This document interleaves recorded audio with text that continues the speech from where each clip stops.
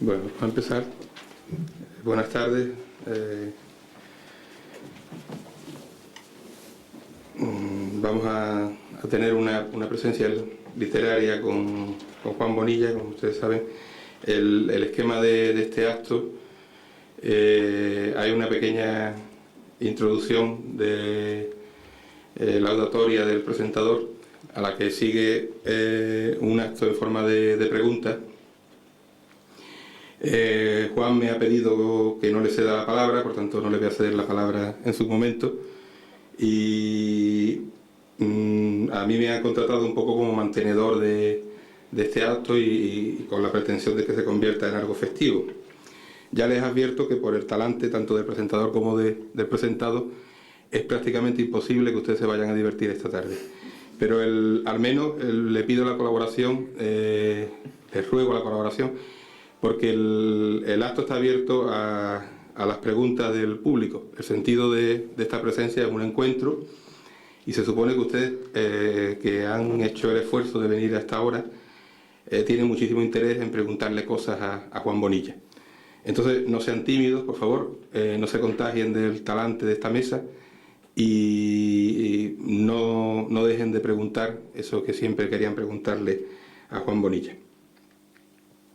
Yo realmente tengo pocas cosas que preguntarle, pero por eso he preparado un pequeño texto de introducción, y lo que haré luego, hasta que alguien me rescate, pues lanzaré temas generales, y espero que eso nos haga llegar hasta el final del acto de forma satisfactoria. No está mal, ¿eh?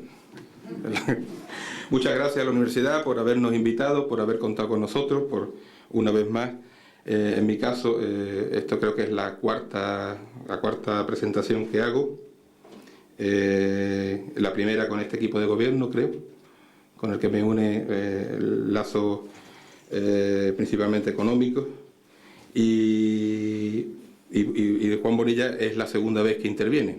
Entonces, de alguna forma somos repetidores. Esta es la segunda vez, como digo, que Juan Bonilla interviene en este espacio que la Universidad de Cádiz dedica a encontrarse con autores de literatura. Digo que son autores de la literatura, que es una matización importante, porque no siempre todo lo que se publica con esa etiqueta es literatura. Igual que tampoco la condición del lector garantiza nada, porque en sí mismo lo único que asegura es que un lector ha cubierto el proceso de alfabetización básica y es capaz de unir letras y saber que eso forman palabras. Muy pocos autores han venido dos veces, como es el caso de Juan, y eso me permite ahorrarle esa relación de título, que como la de los Reyes Magos, la de los Reyes Magos es muy corta, son 3, como la de los Reyes Godos, el presentador memoriza para garantizarle al autor y al respetable que sabe de lo que habla. No voy a engañarle ni a él ni a nadie si confieso que, tratándose de Bonilla, esa tarea es casi imposible. Primero, porque abarca muchos géneros distintos y gusta además de mestizajes, contagios y hasta mutaciones en lo que escribe, bien cerca de esas espléndidas misceláneas del siglo de oro y que ahora están tan fuera de moda según las reglas de la pureza literaria. Y en fin, no voy a ocultarles que yo, como cualquiera, tengo mis preferencias y sigo en especial al poeta en guerra y al relatista fulminante que es Bonilla desde hace bastantes años. He coincidido con él en algunos libros de relatos colectivos y tenemos amigos comunes, pero hace un momento que lo conozco, lo que excluye cualquier connivencia amistosa previa y aconseja ser prudente en el ejercicio de adulación en el que se mueven también los presentadores.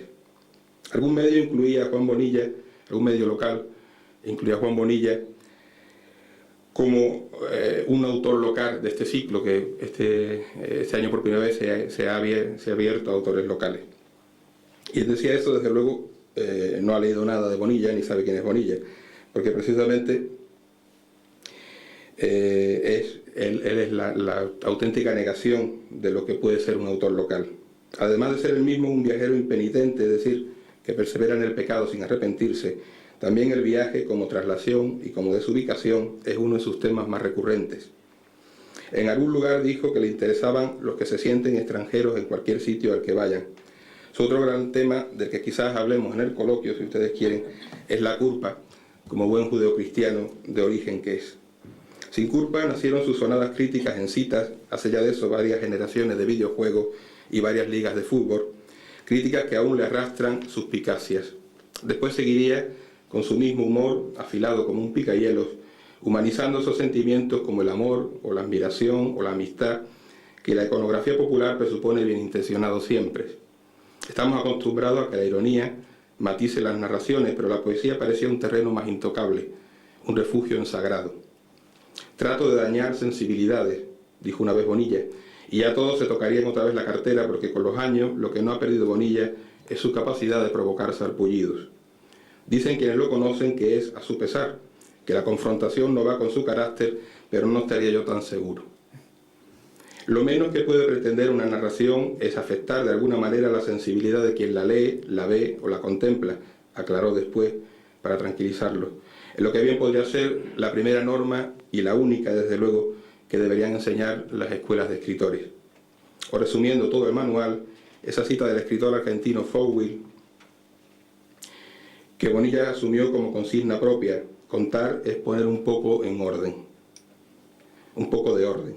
Hoy tenemos la oportunidad de poner un poco de orden en nuestra percepción como lectores de los libros de este autor que gusta de los libros que se las arreglan para leernos ellos a nosotros. Él alguna vez consiguió que estuviéramos dentro. El retrato tenía su gracia, aunque picara. Ahora, antes de pasar a las preguntas, no voy a darle la palabra por alusiones y voy a empezar a lanzar algunos de estos grandes temas, que es la literatura, porque escribimos cosas de ese tipo. Si quieres empezamos hablando de los temas. Yo he citado dos temas. El tema del viaje, el tema del sentido más amplio, el tema de la culpa, y después hay un tercer tema que es el de los recuerdos cotidianos, la memoria encadenada. Esos temas, ¿tú eres consciente de que de alguna forma articulan toda tu obra o es un tema recurrente?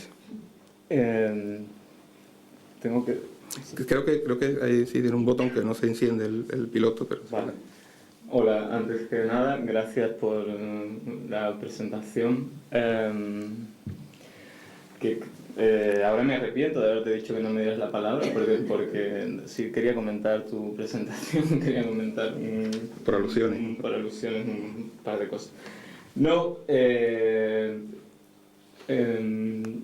esto de provocar sarpullidos y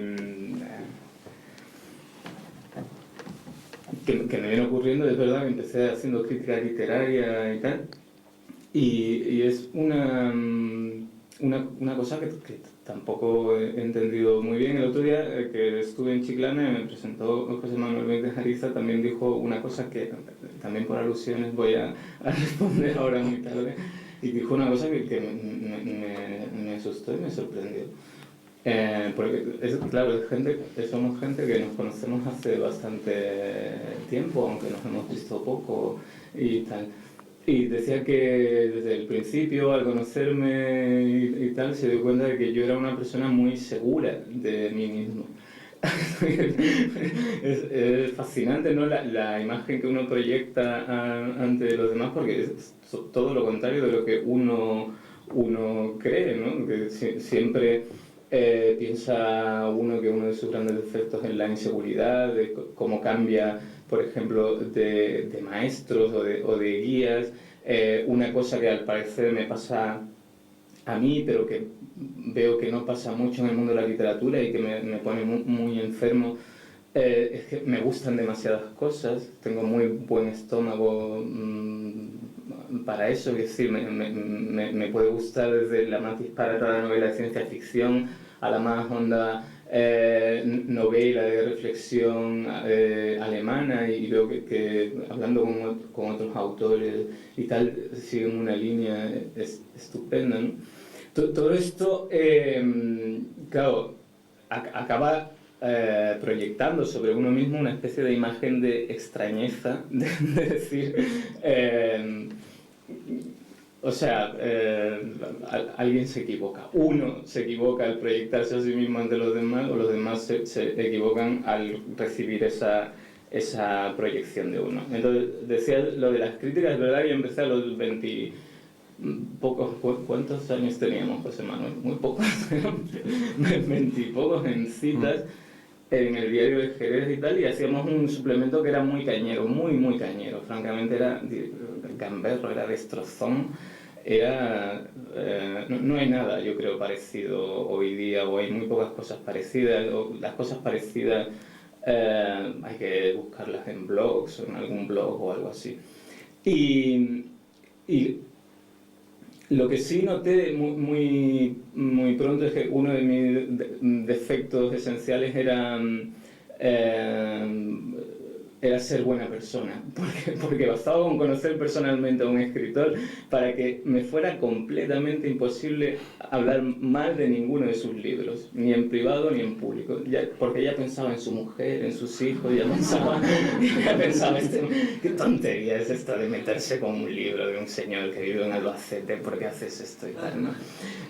Y eso me debilitó muchísimo, hasta tal punto de que yo soy incapaz de hablar en público solo de los libros que me gustan mucho, o bien de los libros que tienen una acogida tremenda en prensa y que los han escrito autores a los que yo no les puedo hacer daño, porque son demasiado grandes. Incluso autores muy cercanos, a los que hasta he traducido, como el premio Nobel, que ha publicado una última novela que todo el mundo dice que es maravillosa, tremenda y tal, y yo me parece un auténtico horror, me parece un disparate absoluto y me parece un error tremendo, ¿no? Bueno, esto pero, un poco por... Pero eres consciente que esa imagen de agresividad sigue existiendo, o sea, que a mí me advertían, pues ten cuidado con Bonilla, y la verdad es que tenía diferentes referencias, tengo la suerte, o sea, de tener amigos comunes y entonces me bajaban el monstruo, ¿no? Y decía, bueno, él realmente lo que le interesa es hablar del Barcelona y hablar de... Y entonces esa humanización pues era más fácil de afrontar este reto. De todas maneras, ten cuidado con Bonilla. Es un buen título de la... Y luego en cuanto a lo de los temas y tal, yo es que no sé si realmente se eligen tampoco, y la verdad es que acaba uno cansándose de reflexionar o de teorizar acerca de lo que hace. Siempre me acuerdo de Orwell, ¿no? Cuando se viene a la guerra civil y está, o no sé si le toca a él o lo cuenta de un amigo suyo, y está en una trinchera disparando y está en homenaje a Cataluña esta escena. Y en un momento dado, está disparando ahí, se acuerda de hace unos meses cuando estaba en Inglaterra pensando hay que ir a la guerra de España, hay que luchar contra el fascismo, hay que hacerlo y tal, y cuando está en la trinchera reflexiona que ha olvidado completamente por qué está allí, completamente, ya no sabe qué es lo que le ha empujado a estar allí, lo único que sabe es que el presente es ese, está en la trinchera y por lo tanto tiene que seguir disparando. Un poco desde hace algún tiempo, no sabía decir realmente desde cuándo, esto es lo que siento. Siento que estoy en una trinchera, a lo mejor me viene algún recuerdo de cuando yo pensaba qué es lo que quieres hacer, dónde quieres llegar y tal, pero lo único que tengo ahora es casi esa sensación física de estar en una trinchera y de hacer esto que hago, que es disparar y ya está.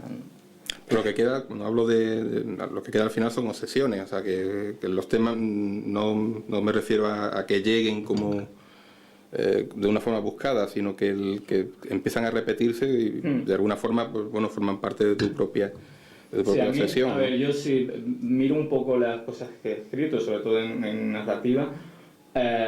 Creo que hay varias pautas que se repiten y que me interesan especialmente. Efectivamente, el tema de los desubicados, que sé que pueden ser efectivamente inmigrantes, como en Los Príncipes Nubios, que no es una novela de inmigrantes. Una novela de inmigrantes. O puede ser cualquiera de nosotros. Quiero decir, cómo de repente un golpe de la realidad te saca de un lugar en el que tú estabas confortablemente, con todo ordenadito, y ya de repente eres un extranjero, ¿no? Esa especie de extrañeza, cómo afrontar esa extrañeza. Eso por una parte. Luego me interesan mucho las sociedades secretas, que esto tampoco lo he visto, que dentro de lo que se ha ido escribiendo sobre mis libros nadie lo ha dicho, quizá porque no tiene ningún interés y solo tiene interés para mí, pero me interesa mucho no tanto las sociedades secretas, pero en todos mis libros hay como digamos la necesidad del grupo, ¿no? Es decir, yo soy un extraño pero necesito de otros extraños que padezcan esta misma enfermedad que yo tengo, ¿no? Nadie conoce a nadie, son unos jugadores de rol, en Cansados de estar muertos son unos personajes que se reúnen en la cantina de un tanatorio, en Los príncipes nubios es un club dedicado a mercadear con los inmigrantes, en el relato vitíligo son los enfermos de esa enfermedad vitíligo, en el Club Maldoror son un grupo de modelos que está en contra de la institución pareja y se propone romper la mayor parte de las parejas posibles. Es decir, esta cosa de afrentar a la realidad, a la normalidad desde un extremo que puede ser algo que ha unido a gente muy dispersa, que puede ser una cantina de un tanatorio, una enfermedad o sencillamente un negocio como en Los príncipes nubios, ¿no? Sí, tú has citado cuando esas dos obras muy conocidas, el Príncipe Nubio, fue el premio Biblioteca Breve en el 2003, y Nadie conoce a nadie, que bueno, pasó al cine y eso, pues digamos, aumentó la repercusión de la... lo que sí veo, o sea, que cuando tú has hablado de diferentes...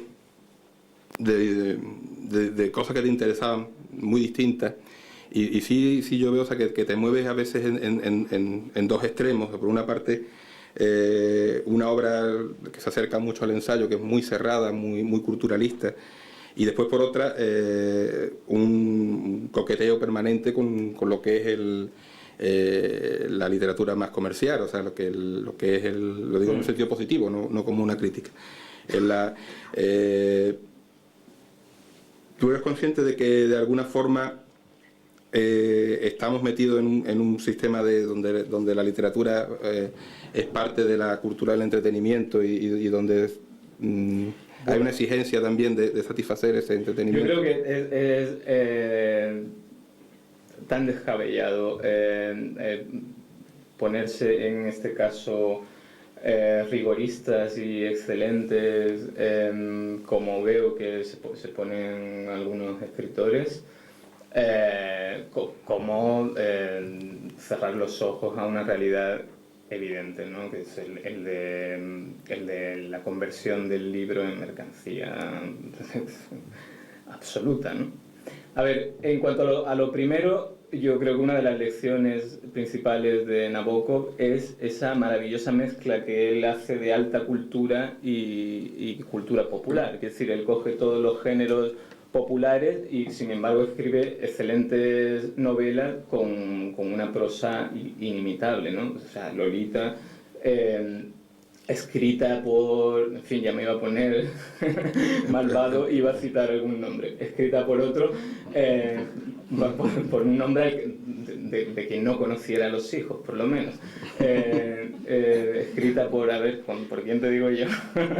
No, escrita por otro, pues no sería más que, no sé, antes de Nabokov había muchas novelitas así de un tipo mayor que se enamora de una muchacha y tal. No, pero Lolita es otra cosa, no por el tema solamente, sino porque realmente es una obra de arte. Esa mezcla yo creo que se da en los grandes escritores de todos los tiempos. O sea, Dickens era un escritor muy popular, ¿no? Además escribía con un formato que le dejaba muy pocas libertades, porque escribía para una revista y por lo tanto tenía que terminar cada capítulo arriba para que el lector sintiera deseos de leer el próximo capítulo y tal, ¿no? Y es una de las grandes de los grandes escritores y digamos el primer escritor entregado a la tarea de satisfacer al público es Cervantes, ¿no? Cervantes escribe para satisfacer al público, lo dice él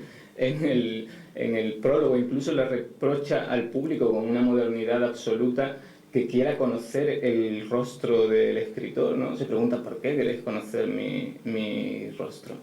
Es decir, que si nos dejamos un poco de adoptar posiciones excesivas, tanto en un sentido como en otro, es innegable que no hay por qué renunciar para nada al género popular.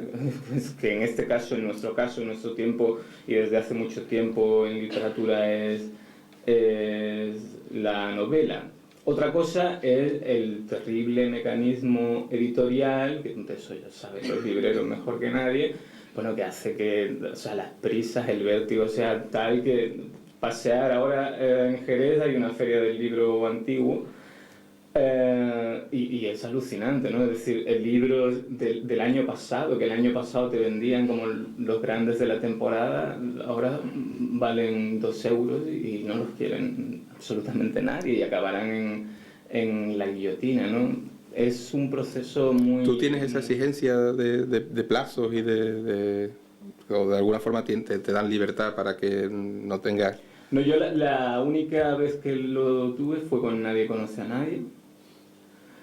En fin, no sé, lo escribí, tenía muy claro que quería ganar dinero porque quería levantarme a la hora que quisiera y lo conseguí. Luego, cuando salió la película y pude ver otra vez la novela, corregí muchas cosas, quité muchas cosas, que sí, yo sé que la primera versión está, en fin, aparte es una novela, no sé, que la siento bastante lejana y tal. Siempre que pienso en esta novela me acuerdo de aquel dictador argentino que, bueno, cuando se dan, creo que era Videla, cuando dan el golpe de Estado y se hacen con el poder, dijo, es muy argentino esto, dijo una frase memorable que era estos tipos nos pusieron al borde de un precipicio y nosotros hemos dado un paso adelante. Bueno, pues con Nadie conoce a nadie yo tengo esa sensación, ¿no? De que yo estaba al borde de un precipicio y las prisas editoriales me hicieron dar un paso adelante. Pero ahora mismo con la exigencia, quiero decir, después de los Príncipes Nubios... No tengo... Los Príncipes Nubios, bueno, o sea, que de alguna forma tiene estructura de película también, ¿no? O sea, que es muy probable que termine en eso. Pero quiero decir, o sea, estás en un nivel ya de personaje público, o sea, no te... No, o sea, quiero decir que eso... No tiene esa... Realmente es que tampoco, vamos, que yo no vendo 60.000 ejemplares. Quiero decir que yo voy en el metro y no me conocen, ¿eh? O sea, que no... no, quiero decir, estoy en una situación que está bien, porque soy un editor que es Barral, pero que Barral me publica un libro de cuentos y un libro de cuentos ya sabéis cómo se puede vender, ¿no? O sea que... Y yo creo que lo próximo que publique será otro libro de cuentos, o sea que no...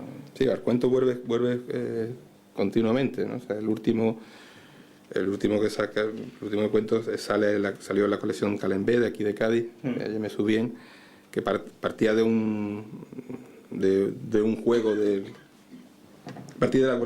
cuenta la colección de ejemplares del original, yo me subí bien, donde vas buscando sobre todo las dedicatorias, ¿no? Y la página al final del libro tenía unas páginas en blanco donde la gente podía poner sus propios recuerdos, ¿no? Es una cosa además que sirve muy bien en los talleres y suceden cosas realmente... bueno, o sea, Quienes subían era un libro que hizo George Perec, que es un libro muy raro, o sea, son 499 frases y todas empiezan por Quienes subían. Pero George Perec no, que se acuerda de cosas, pero no explica esas cosas. Dice, me acuerdo del Citroën Tiburón.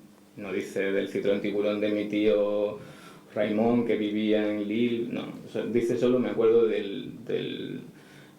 y entonces eso lo hace 499 veces. Me acuerdo de Pupu Pulitor, que era un ciclista que siempre quedaba segundo en el Tour de Francia.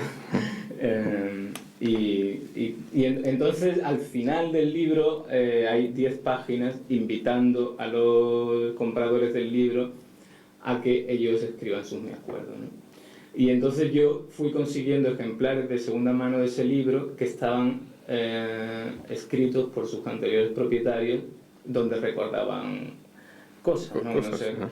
Y ahora cuando voy a algunos sitios y tal, sobre todo con chavales jóvenes y tal, hacemos ese taller y salen cosas tan estupendas que al final le tienes que decir a algún alumno o alumna, oye, te compro ese me acuerdo porque me acuerdo de que hace unos cuantos meses en Toulouse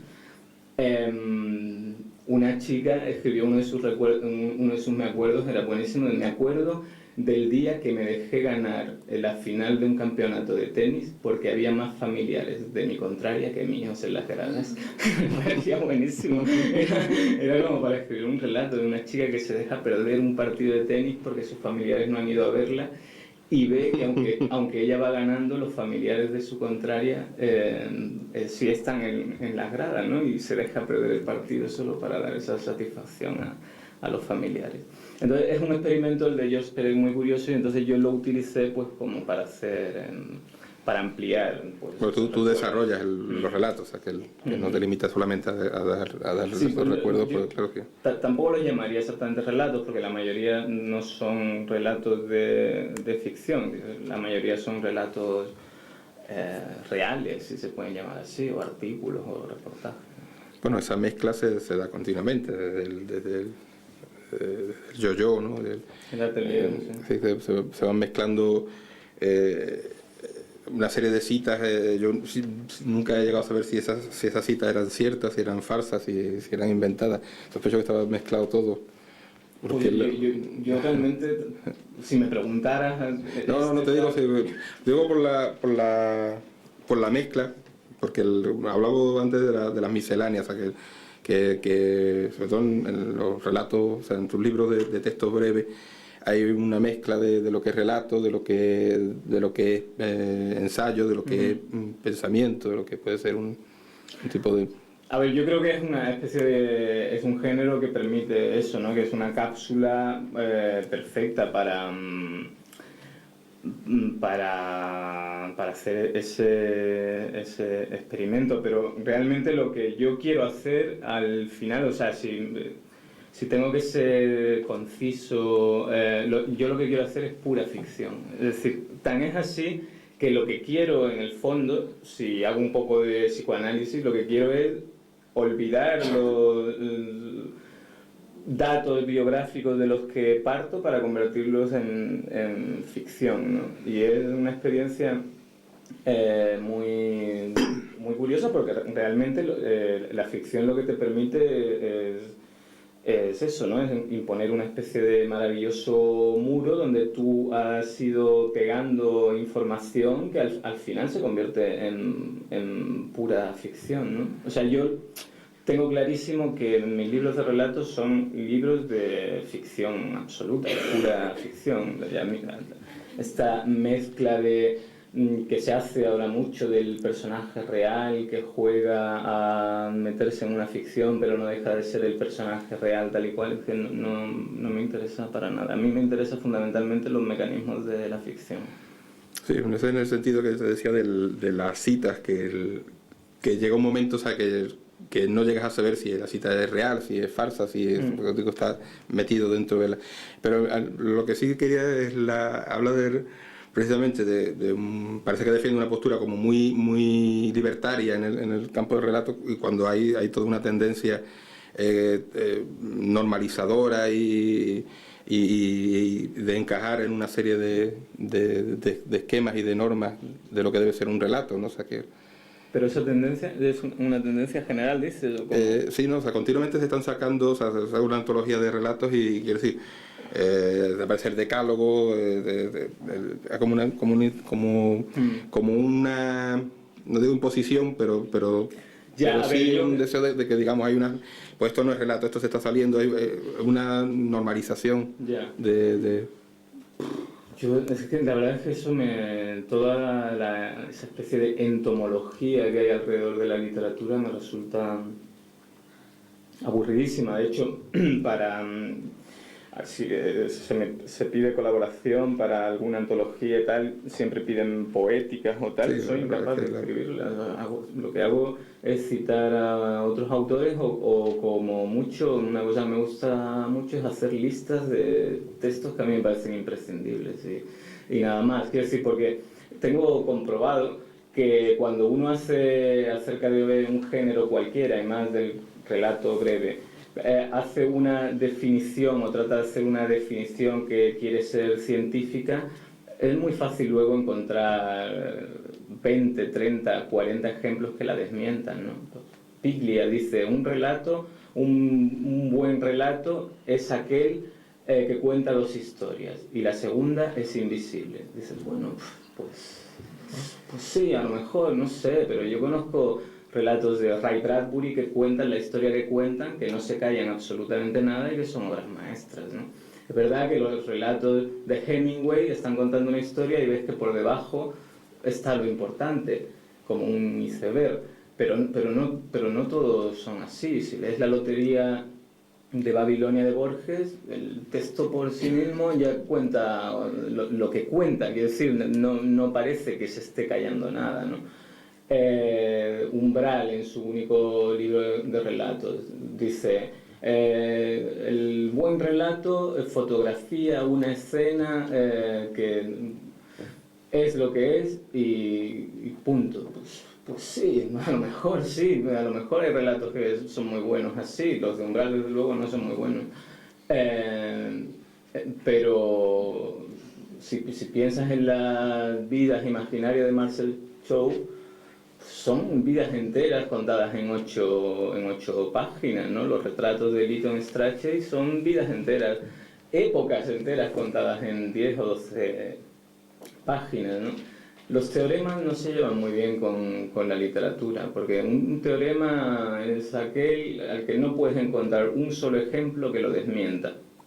Y en literatura siempre podemos encontrar ejemplos que desmientan todos los teoremas. Es muy fácil desmentir cualquier teorema literario con un buen ejemplo. Basta con que haya un ejemplo para que el teorema no valga, ¿no? Y no contradice todo eso a la proliferación de escuelas de escritores, donde se pretende enseñar. Yo creo que las escuelas de escritores,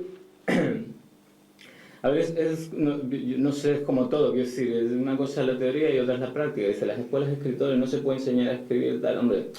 A ver, no se puede, no sería bueno que una escuela de escritores fuera un colegio de curas, donde te digan esto no se puede hacer, esto no se puede hacer, esto no se puede hacer y punto.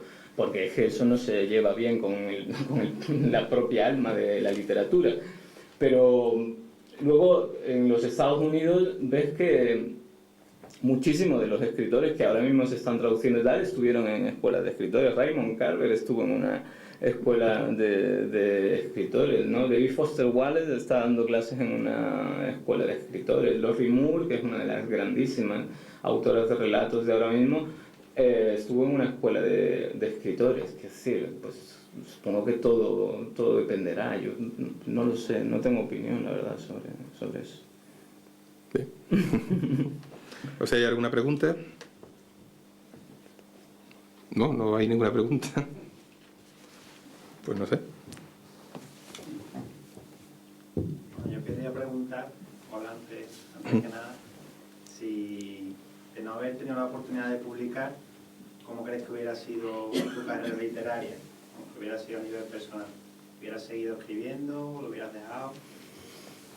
Hombre, yo es que quiero decir, no lo sé. Es que es como si me preguntara si hubiera nacido rico, pues no sé, es que claro, es una especie de ucronía que hubiera pasado, sí. Hago la pregunta sobre todo en cuanto a si tú te planteaste unos objetivos de publicar o si no lo dejabas o si la vocación es tal que aún sin haber publicado pues de alguna manera incluso con otros... Hombre, yo es que va por ahí la pregunta, ¿vale? Pues va por mal sitio.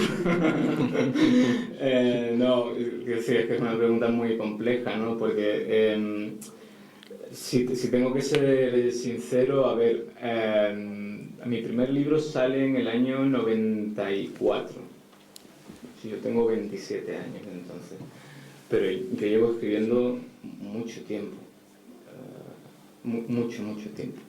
Y realmente, yo cuando publiqué mi primer libro, casi estaba desesperado, o había desestimado casi completamente la posibilidad de publicar ningún libro, porque, a ver, yo me dediqué más o menos a esto del suplemento que te digo, fue en el año 90, pero luego me fui a Sevilla a trabajar en la radio y en la televisión con Jesús Quintero, que en paz descanse. Eso fue en el 90 y mi primer libro sale en el año 94. Y el libro salió porque me echaron de la radio y Jesús se echó también de la radio todo. O sea, la empresa quebró directamente. Y yo estaba pues desesperado, hice recopilación de mis carpetas y tal, que es mi primer libro, es una recopilación de cosas que yo tenía escritas, y las envié a un concurso que se hace en Buenos Aires, el del diario La Nación, que me hace mucha ilusión decir esto, lo hemos ganado dos gaditanos, Fernando Quiñones en los años 60 y yo pues muchos años después. Y entonces gané ese concurso. Y la editorial Pretextos se interesó entonces por el libro y lo publicó. O sea, quiero decirte que yo no me engaño a mí mismo en este sentido. Yo sé que tuve muchísima suerte, es decir, que muchísima suerte. En otras circunstancias yo publico ese libro hoy, el libro sería exactamente lo que es, el texto es exactamente lo que es, pero yo tendría que buscarme la vida en cualquier otra cosa y no me ganaría la vida escribiendo, eso lo tengo clarísimo. Pero se dieron una serie de circunstancias que me beneficiaron, lo tengo clarísimo. O sea, el libro salió, pasaron una semana y recibe unas críticas espléndidas en todos los periódicos. Y eso activa, no sé por qué, una especie de histeria en algunos editores que empiezan a llamarme para encargarme directamente una novela, para preguntarme si tengo una novela, tal y cual, que es entonces cuando doy el paso al frente y me voy por el precipicio y doy Nadie conoce a nadie mucho antes de lo que debería haberla dado. Es decir, que yo en eso lo tengo clarísimo, no me engaño, pero ya dije antes que lo hice porque yo quería levantarme a la hora que quisiera y estar... Y un poco nunca he reflexionado acerca de eso porque sencillamente me he dejado llevar por los acontecimientos. Es decir, yo una mañana, lo digo así, pero no es nada metafórico, y de verdad, estaba repartiendo donuts después de haber sido jefe de informativos de una radio, que ya tiene arte, o sea, pasar un martes eres jefe de informativo de una radio y el jueves repartes donuts por las calles de Sevilla, con un traje azul monísimo que nos ponían, y de repente al año siguiente consigues publicar un libro, consigues que te hagan caso, te lo traducen y al año siguiente te llama un editor y al año siguiente te llama un periódico, en este caso El Mundo, en el que estoy desde el año 97. Ha sucedido todo así, yo considero, de una manera tan natural, o sea, con un golpe de fortuna, porque luego veo a otros escritores que no están así, teniendo los mismos o más merecimientos que yo, que yo no puedo contestar a la pregunta ¿qué hubiera pasado si no te hubiera pasado lo que te pasó? Me hubieran pasado otras cosas, pero no sé si mejores o peores, ¿no? Es que no lo sé. Y no tengo ni siquiera claro que hubiera llegado a publicar ese libro que además, a la vez que enviarlo a este concurso que te dije, lo envié a un par de editoriales que me lo rechazaron, o sea que a lo mejor ni siquiera hubiera podido publicar el libro, es muy complicado, no lo sé. Y otra cosita ya que termino. Pero no termines. En cuanto al tema editorial, tú estás más o menos en la editorial en la que te gusta y por otra parte, bueno, si sí o si no, ¿qué catálogo te parece de los más interesantes dentro de lo que es el sector? Hombre, a ver, yo soy en la editorial en la que quiero estar. Pues, a ver, siempre, lo he dicho hasta por escrito, o sea, quiero decir que si da un poco de cosa hablar de dinero, me parece. Bueno, la verdad es que los que dicen que es de mal gusto hablar de dinero es que tienen mucho dinero. Los que nunca hemos tenido mucho dinero no nos parece que sea de mal gusto hablar, que sí, que es como hablar de otra cosa cualquiera, ¿no? Pero, a ver, yo estoy en Seix Barral porque es una editorial grande con una cobertura muy importante en España y en Latinoamérica, que tiene muy buenas relaciones con... si yo pudiera, seguiría publicando siempre en Pretextos.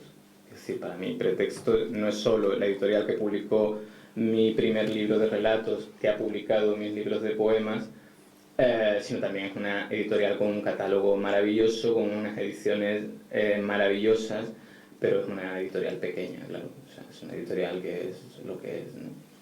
Entonces, entre las grandes, bueno, Seix Barral efectivamente pertenece al grupo Planeta, que es un grupo grande y tal, pero también es verdad que publica los diarios de Robert Musil, o publica Dashiell Hammett, o creo que tiene un catálogo bastante importante, imponente, y además los libros son bonitos, ¿no? Que para mí eso es muy importante. Así que en este momento yo sí estoy en la editorial que quiero estar. Y en cuanto a otras editoriales, la verdad es que en España hay editoriales estupendas, grandes y estupendas. Anagrama me parece que es una editorial muy, en fin, muy importante e imponente.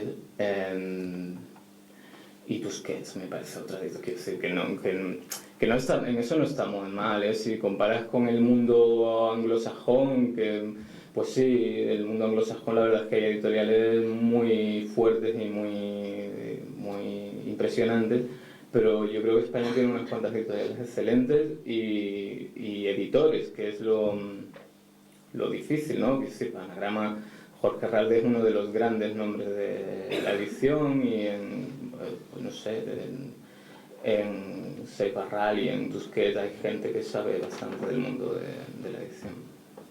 Yo creo que es un momento... Sí.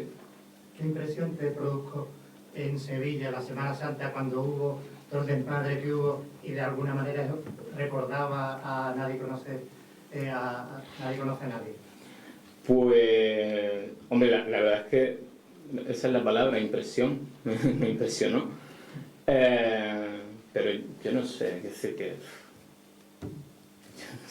Yo creo que es una cosa... El otro día me contaron que al parecer últimas investigaciones, es muy patético, vaya, escribir una novela para esto, es muy patético. Las últimas informaciones apuntan al gremio de los silleros. Los silleros que estaban hartos de no vender sillas y que, porque en Sevilla las procesiones van demasiado por calles pequeñitas y tal, y querían que fueran por avenidas donde pudieran poner las sillas, lo organizaron todo, es fantástico, vaya, para hacer otra novela, ¿no? Es impresionante, vaya, que un tipo que vende sillas dice, voy a aprovechar que han estrenado Nadie conoce a nadie para montar este guirigay. Me parece fascinante. Yo no sé, yo no estaba ni siquiera por aquí, me llamaron a primera hora de una radio y me dijeron, ¿qué le parece lo que ha pasado en Sevilla? Y yo dije, debe haber resucitado a alguien como mínimo. Y luego me enteré y la verdad es que no daba crédito. Y las imágenes me impresionaron mucho, sobre todo una de una mujer, es que es tremendo, me encoge el alma. Una mujer que cogía a su niño pequeñito, si lloro no se preocupen, cogía a su niño pequeñito vestido de nazareno y lo metía en un contenedor de basura para salvarlo de la horda que venía, era tremendo. El Mundo me pidió luego que hiciera un reportaje en Sevilla, que lo titulé la noche de los zapatos perdidos, porque esa noche se recogieron 14.000 zapatos. Y claro, no eran pares, porque si no podía uno montar una zapatería, pero no, 14.000 zapatos perdidos en las calles de Sevilla. Y nada, hice el reportaje, que la verdad fue, en fin, hablé con uno, dependiendo del bar al que ibas, te decían que había habido muertos, pero que lo habían ocultado, porque no había sido para tanto, ¿no? Y me acuerdo de haber entrado en la facultad de No de química, sí de química, ¿no? O de matemáticas, creo. Y que me recibían alborozado por los pasillos, como sin dar, no sé, nunca me he sentido más, más admirado y tal, ¿no? Y entonces yo les decía, habéis sido vosotros, está claro, porque si no, no me recibiréis así.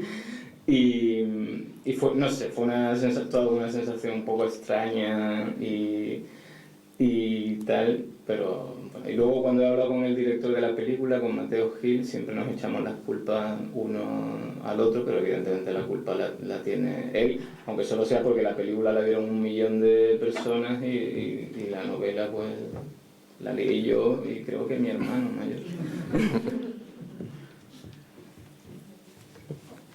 ¿Cuál es tu opinión sobre los programas literarios que se echan por la tele y también sobre estas recientes polémicas que ha habido en torno al premio de literatura, al premio literario que ha habido de la polémica la suscitó Caballero Bonal porque criticó la novela premiada de César Vidal, de Los hijos de la luz?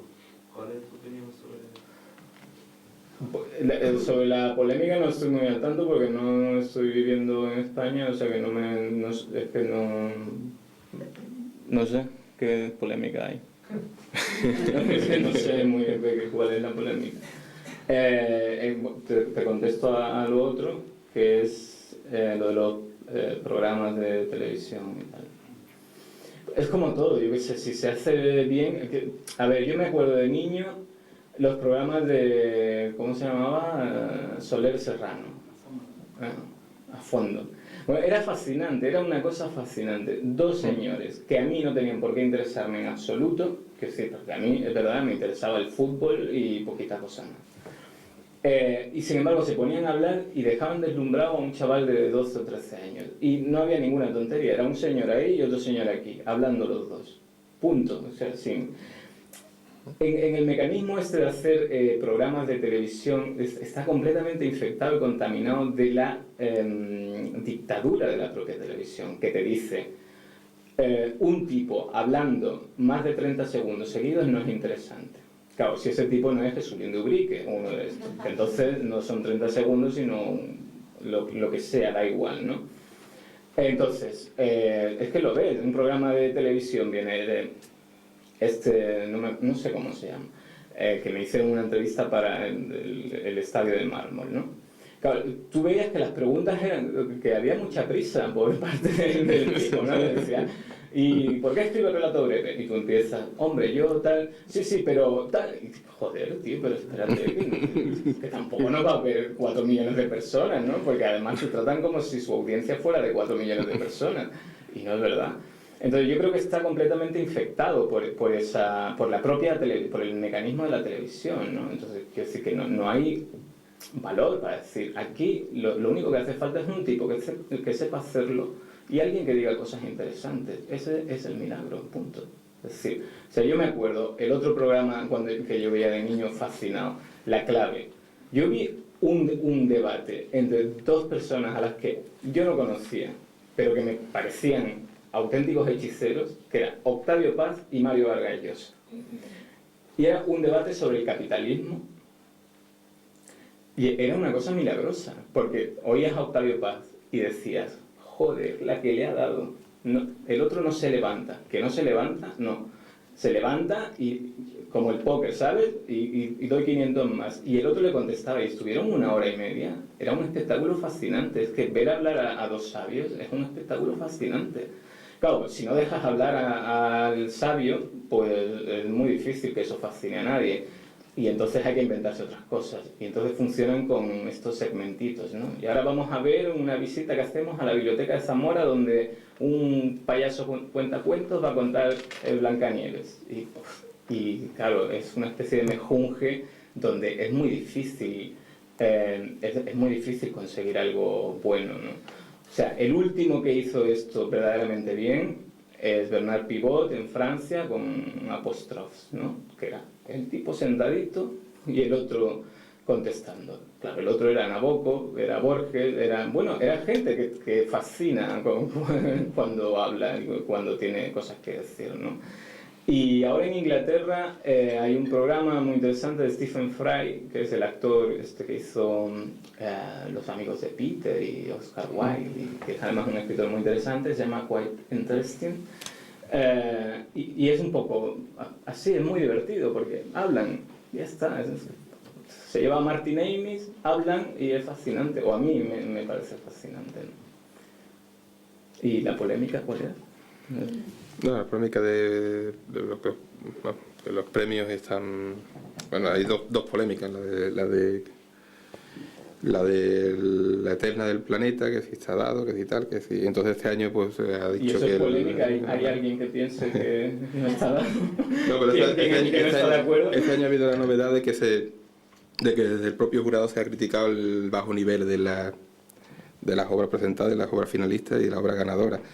Lo cual, bueno, creo que forma parte del mismo mecanismo de publicidad, porque que ahora estemos hablando de la chica esta, que no, claro, forma parte de... Y la otra polémica, bueno, ya de tipo político, o sea, que hay José David Vidal, pues un escritor, Sí. tal, y Caballero Bonal pues se quiso desmarcar, estaba dentro del jurado y estaba como presidente del jurado y se quiso desmarcar de que él no tenía nada que ver con el libro premiado, que era un libro revisionista. Es a la polémica a la que te refieres, ¿no? Sí, porque Caballero Bonal era el premio de novela histórica de Ciudad de Torrevieja, y en la novela se llama Los hijos de la luz, y según Caballero Bonal pues habla sobre, está contextualizada en la época de la Revolución Francesa, y pone a los artífices de la Revolución Francesa como auténticos bandidos, ¿sabes? Como que aquello no... Entonces, pues Caballero Bonal, pues eso se les marcó y entonces no tenía nada que ver. Entonces por eso quería preguntar un poco tu opinión sobre... Hombre, yo no quiero decir que evidentemente, a ver, los premios privados, esto es un poco como todo, otra vez repito, es que casi no hay leyes generales, entonces como todo. Yo en los premios en los que he estado de jurado, por ejemplo, ha habido juego limpio siempre, y el problema esencial, yo creo, hablo de los premios limpios, por decirlo así. En los otros, quiero decir, no hay problema desde el principio, o sea, quiero decirte que es una editorial privada que da un premio tal y cual y lo da. ¿Que eso es juego sucio? Pues sí, lleva siendo juego sucio desde hace mucho tiempo, pero que incluso legalmente no puedes hacer nada, ¿no? O sea, pero digamos que cuenta con la complicidad de una serie de señores que están en el jurado, que tienen mucho nombre y que sin embargo aceptan. ¿Y por qué aceptan? Por dinero. Pues no sé, es lo que somos todos, putas, ¿no? O sea, ya está. O sea, por dinero yo digo, esta es la novela premiada y punto. En los otros premios que hay en España, que es una cosa muy particular que no hay en ningún otro país, que es esta cosa de que el pueblo, es decir, el concejal de cultura, lo primero que hace cuando llega a su despacho es decir, vamos a montar un premio literario. O sea, es que hay premios literarios. Y yo una vez conocí a un tipo que no había ganado ningún premio literario y lo llevaba aquí como un escudito. El problema principal son los prejurados, es decir, en un premio de cuentos donde se presentan 2.500, el jurado que dice, bueno, tiene nivel, está no sé qué, no sé cuánto y tal, lee 10 cuentos, tal. ¿Quién se ha leído esos 2.500 cuentos para llegar a estos 10? Pues no sabemos, no se sabe nunca, apenas figuran, ¿no? Tú preguntas pero no se sabe. Han llegado 10 y estos son los que tú lees, ¿no? Y yo a veces me he encontrado con la imposibilidad moral de dar el premio a nadie, ¿no? Porque claro, pero tú no decides, luego dicen, se han presentado 2.500, pero el jurado en realidad ha leído 10, o sea, es que o 10 o 5 o 4. Y yo creo que ese es el problema fundamental, pero hay una inflación también, o sea, que decir, hay muchísimos premios, demasiados premios seguramente.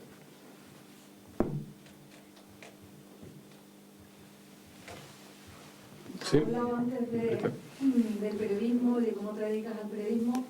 ¿De qué manera el periodismo te ayuda a descubrir lados que son casi de ficción, que superan a veces, que te dan mucha punta para hacer un relato, un cuento, una novela, a descubrir ángulos que te permiten fácilmente o con cierta facilidad encontrar tramas o personajes que tú les llamas después desubicados? A ver, es que ahí hay un, no sé si un fallo de concepto que el periodismo te presenta muchas situaciones y tal, sobre todo los periodistas que son más de calle que yo, ¿no? Realmente soy un periodista de salón, vaya, no sé qué decirte, que tampoco es que me enfango para buscar una exclusiva ni nada de eso. Toca un poco el tema de lo espectacular, ¿no? Es decir, es esa frase, esa historia, aquí en esta historia tienes una novela, ¿no? Y la frase lo dices porque es muy espectacular, porque el abuelo de la mujer asesinada encima era primo de no sé quién que le había dado no sé cuánto, y es una cosa espectacular, y dices, eso es una novela, ¿no? Claro, para mí la ficción no es eso. No me refería a eso, me refería, por ejemplo, a tu relato La noche de Skylar. Sí. Tú metes ahí el reporterismo, metes ahí un personaje que va que cómo pero el juego de la ficción y cómo el periodismo muchas veces pues hace trampas a la hora de cubrir la realidad, y cómo se convierte todo en un espectáculo simplemente por el No, hecho bueno, de salir. vale, entonces sí, quiero decir que es un mundo que sí presta mucha cancha a la posibilidad de hacer parodia y de hacer ficción, ¿no? Que sí, porque es un mundo realmente lleno de cosas siniestras, de intereses verdaderamente tremendos, de mala gente directamente, y por eso mismo, por ese ser mala gente muy seductores, quizá como protagonistas o personajes de algo. Pues si yo trato de recordar, tampoco le he sacado mucho partido a ese mundo. O sea, que tampoco es que muchos de mis personajes se dediquen a eso. Es un mundo por el que más que nada siento, no sé, una especie de lejanía o indiferencia, ¿vale? Pero efectivamente la verdad es que es un mundo que te da muchísima cancha, ¿no? En el relato que tú citas, pues evidentemente está aprovechado por ahí, ¿no? Como el periodista que encuentra una historia y que luego se encuentra con que esa historia se convierte en nada, en mera espuma cuando sale en el periódico. Y la conexión, por ejemplo, de ciertos reportajes, cierto tipo de artículos que, como tú has dicho antes, muchas veces pueden después vérsele por el punto de vista más de la ficción. A ver, digamos que la diferencia fundamental, yo creo, es que el periodismo, como mucho, que sí, estoy hablando del buen periodismo, o sea, no de esa mezcla de periodismo que se lleva hacia el terreno de la novela a sangre fría de Truman Capote. Detesto ese libro, es decir, como periodista y como novelista detesto ese libro, no lo soporto. Y el nuevo periodismo de Tom Wolfe y todo esto, que hace colocar al periodista en el primer plano, ¿no? La noticia soy yo, donde yo voy va la noticia, y empieza contándote un reportaje sobre negros de los suburbios de Nueva York, y empieza contándote cómo pasó la noche. A mí, ¿qué coño me importa cómo pasaste tú la noche? Cené en no sé qué restaurante y me sentó mal la langosta. ¿Cómo se puede empezar? Bueno, este tipo de periodismo a mí me parece detestable, pero es un poco el periodismo que ha triunfado, ¿no? Es decir, la colocación del ombligo del periodista en el primer lugar. Estas cosas, la verdad es que no, porque sí que me ponen directamente enfermo. Pero bueno, el buen periodismo, que en España lo ha habido durante todo el siglo XX, el periodismo de Chávez Nogales, o de otros muchos, el periodismo de Juan Pujol, el periodismo que supo hacer mejor que nadie Josep Pla, es como mucho a donde alcanza es a presentarte la fachada de las cosas, ¿no? Y la ficción trata de ver qué hay detrás de esa fachada, es decir, la ficción te presenta esa fachada y lo que hay detrás, ¿no? Y el periodismo, por exigencias del propio género, lo que te presenta es la fachada, ¿no? Por supuesto que hay momentos impresionantes en la esfera del periodismo, ¿no? Es decir, el análisis que hace de lo que ocurre en Hiroshima, este periodista, no me acuerdo cómo se llama. Bueno, es una cosa impresionante y seguramente es muy difícil que un novelista pueda llegar a hacer eso. ¿Por qué? Pues porque tendría que recurrir a algo que sería seguramente improcedente para hablar de una tragedia como la de Hiroshima, que es la ficción, ¿no? John Healey. Y entonces John Healey consigue presentarte una fachada que es maravillosa y que es tan impresionante que te dice, es que solo hay fachada, es que detrás de la fachada no hay nada y por eso no se puede hacer ficción sobre esto, por esto solo se puede hacer periodismo y de este tipo. Es decir, que el periodismo evidentemente es o puede llegar a ser un gran género literario, quiero decir, hay obras maestras del periodismo, pero no sé, yo tengo bastante claro cuando una cosa es una cosa y otra la otra. Al inicio al principio de la charla ha hablado de que has traducido a Coetzee. También he leído que has traducido a Conrad. No, a Conrad no. Pues lo he leído básicamente. Sí, ha salido en alguna parte. No, hice el prólogo para una cosa de Conrad, pero no. Entonces, me llama mucho la atención el trabajo de los traductores, ¿no? Porque he leído una obra, una traducción, otra traducción y alguna otra vez que sea. Entonces, la labor del tuyo traductor es por devoción. Sí, completamente. Es que solo he traducido eso porque es otra de esas coincidencias. Coincidió ese momento. Esa editora, en esa editorial, me lo propuso y era Coetzee y ya está. O sea, no, que es un... No sé, José Manuel sí ha traducido, yo admiro mucho, además creo que debemos mucho a los traductores, a los buenos traductores, sin duda ninguna, ¿no? Pero yo, cuando he traducido algo ha sido por pura devoción, vaya. Tengo amigos traductores profesionales y yo creo que solo hay un infierno comparable, que es ser jugador del Real Madrid.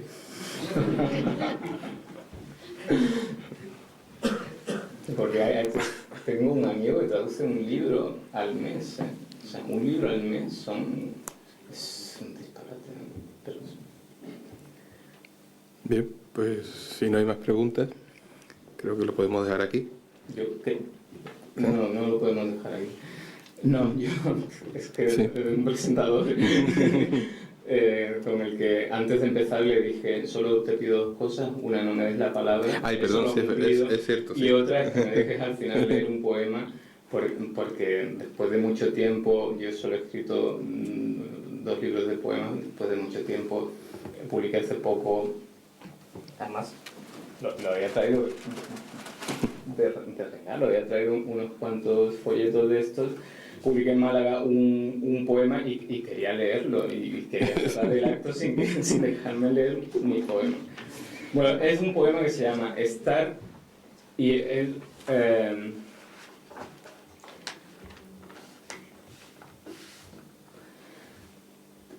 lo que es, o sea, y os lo voy a leer para cerrar el acto.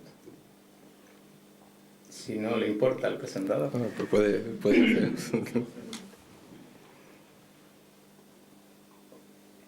En muchos de mis relatos los personajes se preguntan en algún momento, es una pregunta que se repite, la verdad que constantemente en mis relatos, ¿qué estoy haciendo aquí?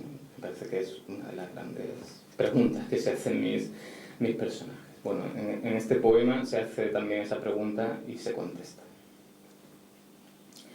Estar en cenas familiares y anchos domingos sórdidos, en aulas medio llenas donde mi voz no es mía.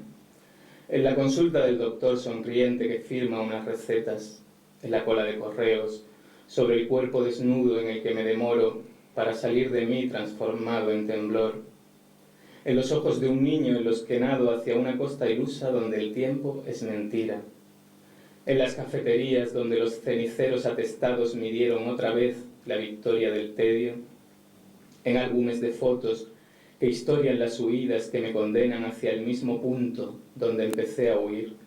Fulge constante una pregunta, cada letra es un colmillo ensangrentado. ¿Qué estoy haciendo aquí? Y cuando en la mañana me repito en el espejo con cara de superviviente único de un accidente aéreo, y cuando me reflejo en los escaparates camino de una noche poblada de relámpagos, y cuando la memoria me nubla el paladar con el sabor de una boca ya muerta, brotando de mi piel como una picadura, otra vez la pregunta que no anhela respuestas, ¿qué estoy haciendo aquí?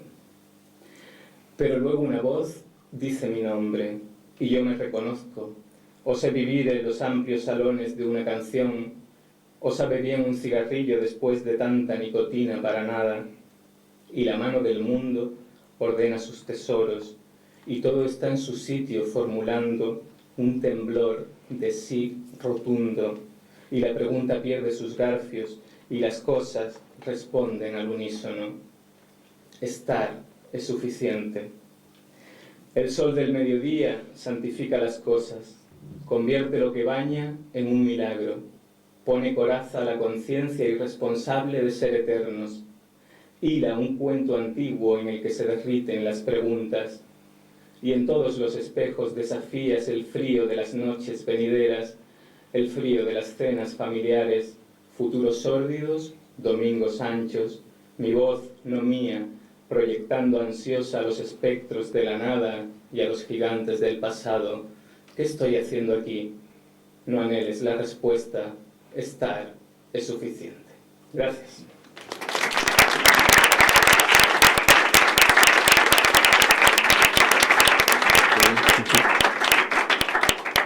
Pues nada, muchas gracias a Juan Bonilla por habernos hecho este rato tan agradable.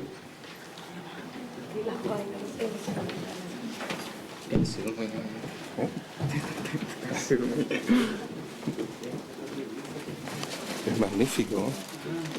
Es magnífico. Sí.